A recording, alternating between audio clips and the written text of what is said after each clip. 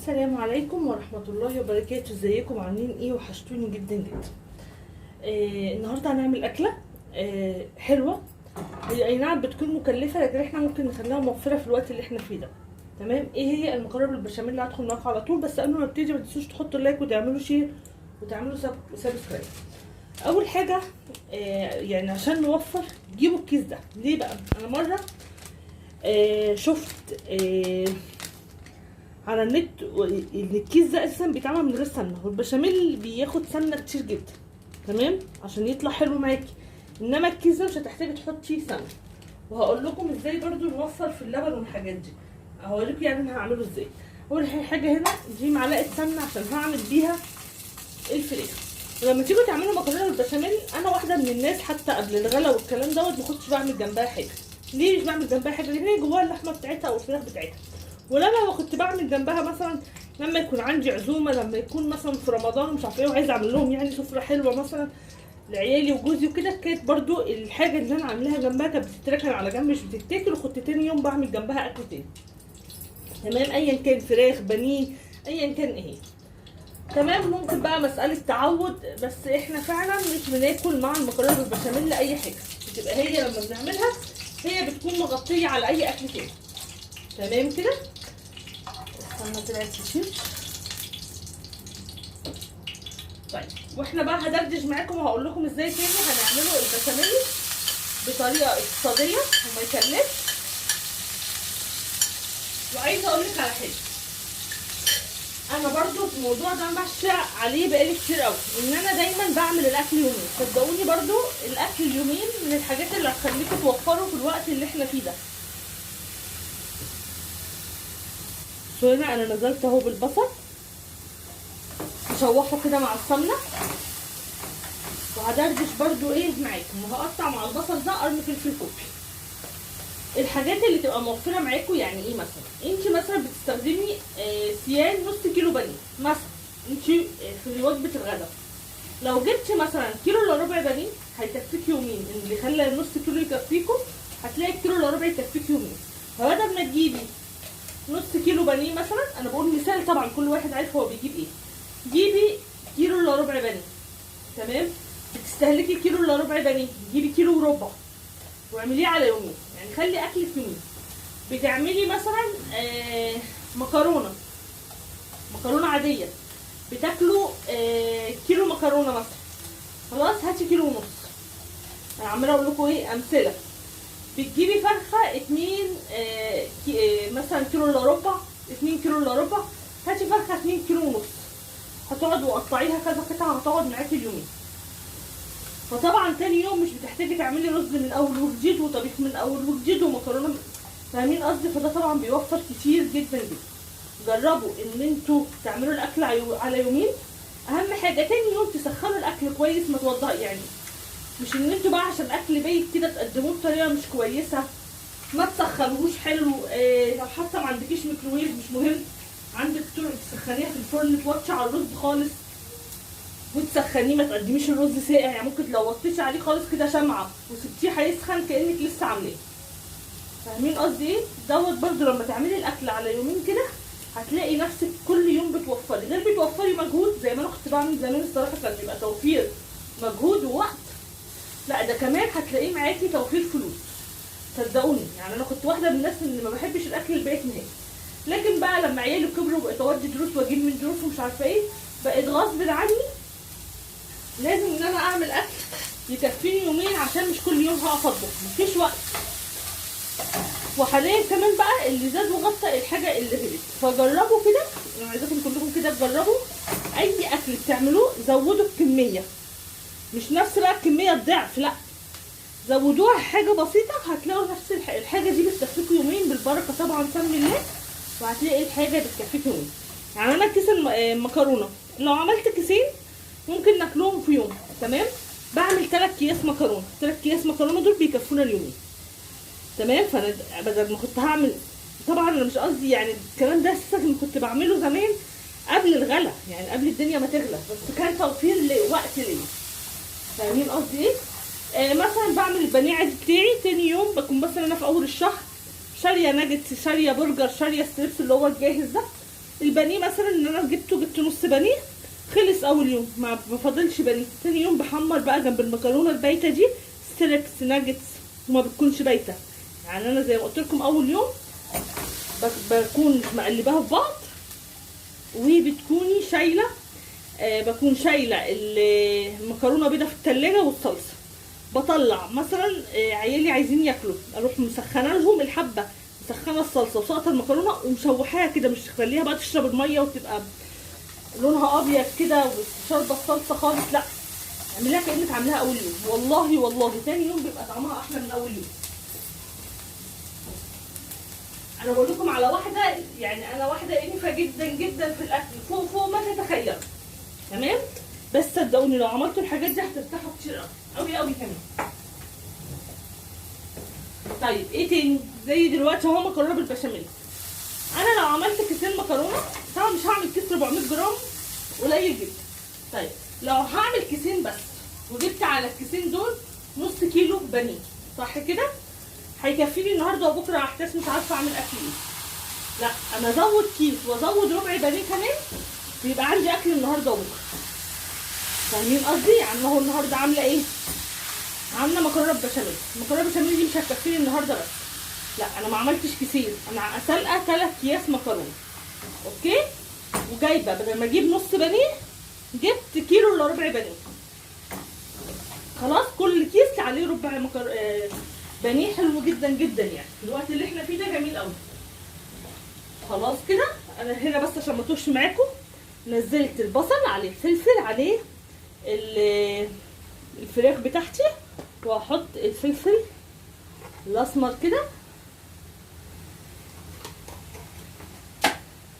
وطبعا فراخ يعني كاري، انا بحب جدا جدا، جربوا الكاري دايما مع الفراخ، احلى بهار للفراخ الكاري، وكتروا بيديها طعم حلو جدا.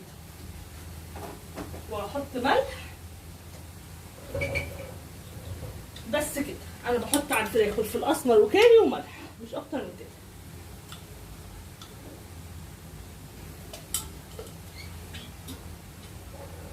خلاص الثلاث اكياس مكرونه يعني ممكن الكيسين يعملوا لي قالب كبير، تمام؟ انما الثلاث اكياس هيعملوا لي قلبين كبار.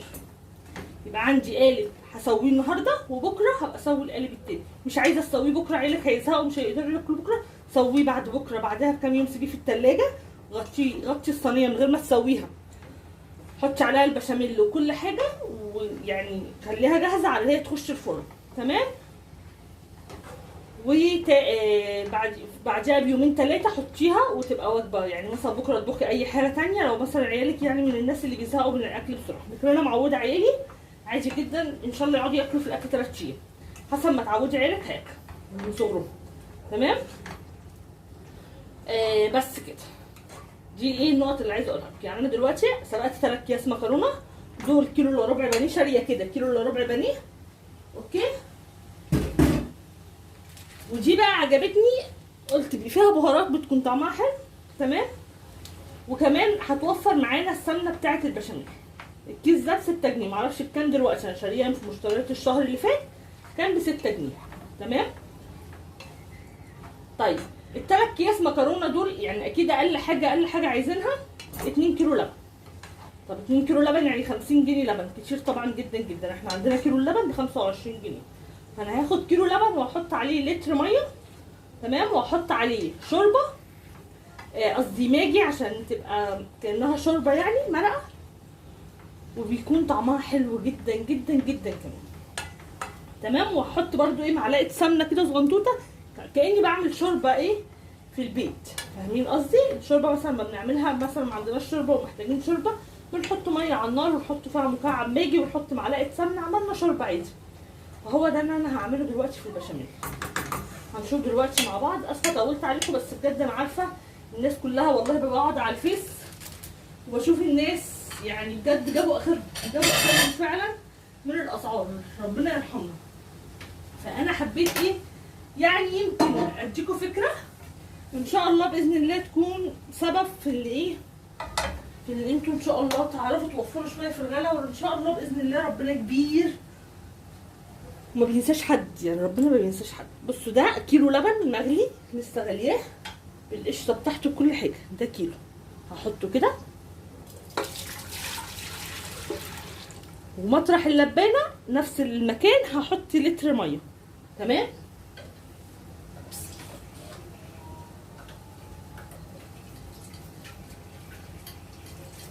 عشان احنا كمان بنحب البشاميل يبقى مليان، يعني انا بحب البشاميل يبقى مليان كده بشاميل.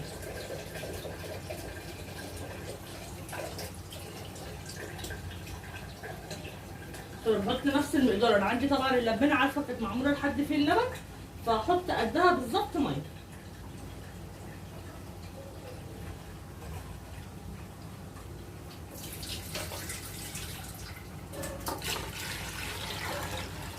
تمام كده.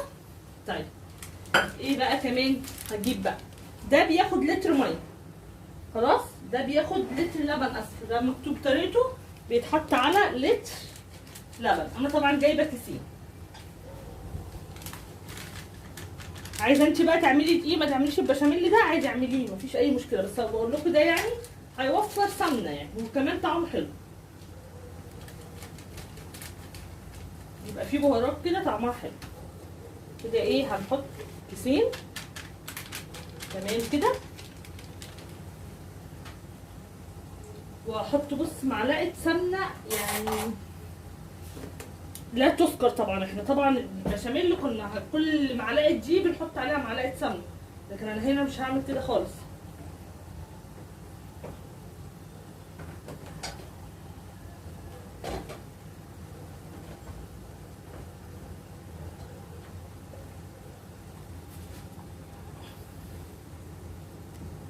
بص اهي هي القطعه دي بس اللي هحطها. تمام.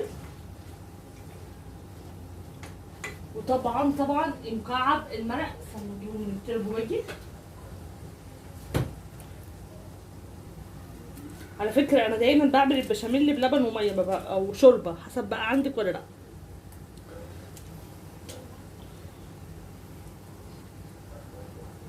دي كده.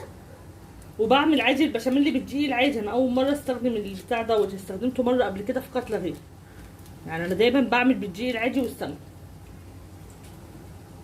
بس انا كنت شاريه كيس مره في شهر، وفي شهر اشتريت كيس تاني وما استخدمتهمش. فاهمين قصدي ايه؟ قلت بقى استخدمهم بدل من انهم مركونين يعني، اشتريتهم يعني في مشتريات الشهر.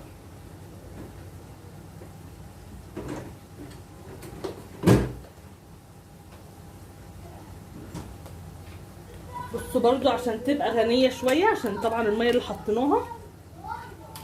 عندي كريمه لباني دي بتاعت جوزي، نسرق منها كده ايه معلقه. انا ماليش في الكريمه اللباني والحاجات دي، جوزي هو اللي بيحبها، عشان برضو تبقى عشان ما عنديش جبنه موتزاريلا، فدي ايه تديها قوام حلو يعني.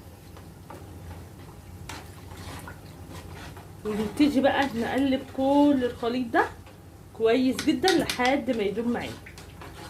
اهم حاجه ما يكونش فيه اي تكتلات.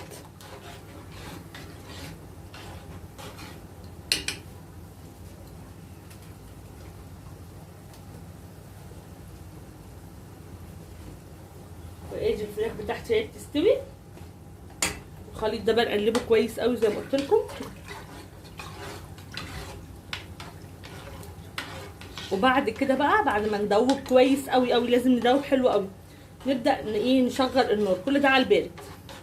ابدا بقى اشغل النار لحد ما يعمل معايا قوام البشاميل، عشان ما اطولش عليكم اكتر من كده. بقى انا هعمله ايه مش كده خلاص يعني. انا يا دوبك بس هولع النار، هدوبه كويس واولع النار، وابتدي ان انا اول ما قوامه يدخل معايا هطفي عليه. بصوا بقى انا خلاص خلصت البشاميل. بصوا قوامه كريمي وحلو جدا ما شاء الله، بجد حلو يعني. قوامه كريمي كده، وما رضيتش اتقله قوي يعني، ما رضيتش اسيبه على النار كتير، لان احنا بنحبوه يكون خفيف مش تقيل. لكن طبعا لو بتحبيه اتقل من كده تقليه على النار عادي، سيبيه على النار حبه اكتر. هحط كده ايه كل بتاعه كده ادهنها سمنه، ونطلعه اهو القلبين زي ما قلت لكم. هحط في القالب ده كيس ونص، وفي القالب ده كيس ونص. انا بقسمهم ايه كده. بدهن ايه الصينيه القلبين كده بالسمنه. قالب هدخله الفرن النهارده، وقالب تاني هحطه في التلاجة. تمام. بكره ان شاء الله بقى ايه اسوي. القالب الكبير ده بقى بيكفي غدا وعشاء، يعني عشان عيالي برضو صغيرين، يعني احنا 2 بس وعيالي صغيرين اكلتهم ضعيفه، فبيكفينا غدا وعشاء القالب الواحد، يعني اللي هو اكبر مقاس ده.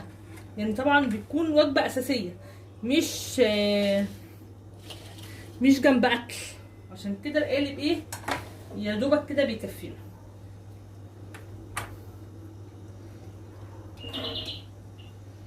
ثواني ده كده الحارس عايز الزباله. بصوا اديني حطيت هنا ايه نص ونص، وابتدي ايه اقلبها كده في البشاميل الجزء اللي تحت ده.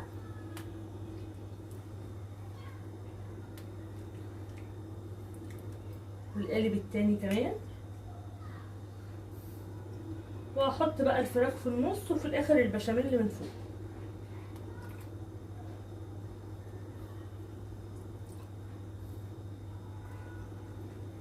خلص عشان مطولش عليكم وارجع لكم تاني. بصوا هنا طبقت بقى الصينيتين خلاص. اخر حاجه بقى هحطها، محطيتش فوق طبعا لسه بشاميل خالص، هبتدي احط بشاميل اغطيها بقى.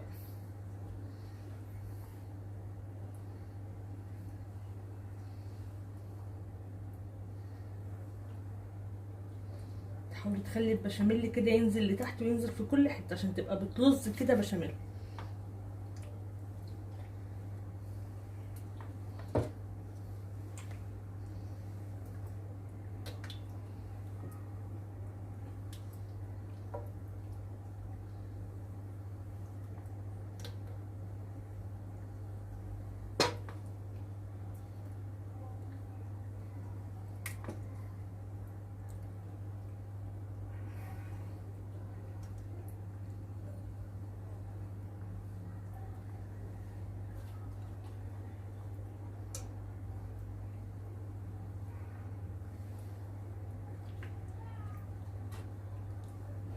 نسيب كده الصينيه.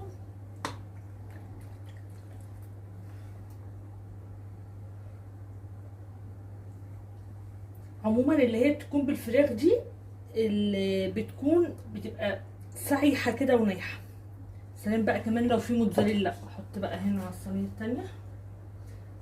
لو في بقى موتزاريلا بتكون رهيبه، انها كمان بتكون بتمط. بس انا للاسف كنت عامله بيتزا من كام يوم، فخلصت كل الموتزاريلا اللي عندي، ما نزلتش بقى. كنت عامله بيتزا النهارده الخميس، كنت عامله بيتزا الجمعه اللي فاتت.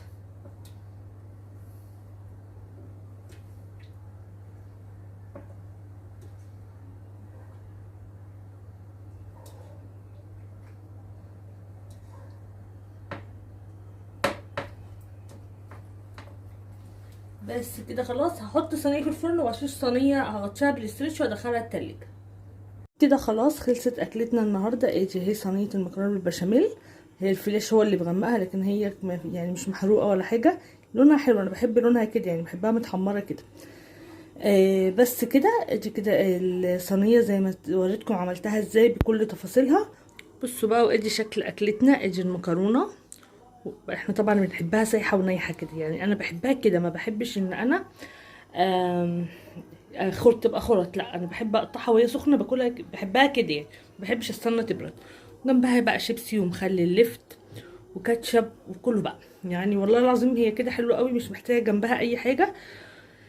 بس كده. ما تنسوش بقى تحطوا لايك وتعملوا شير، واقول لكم مع السلامه.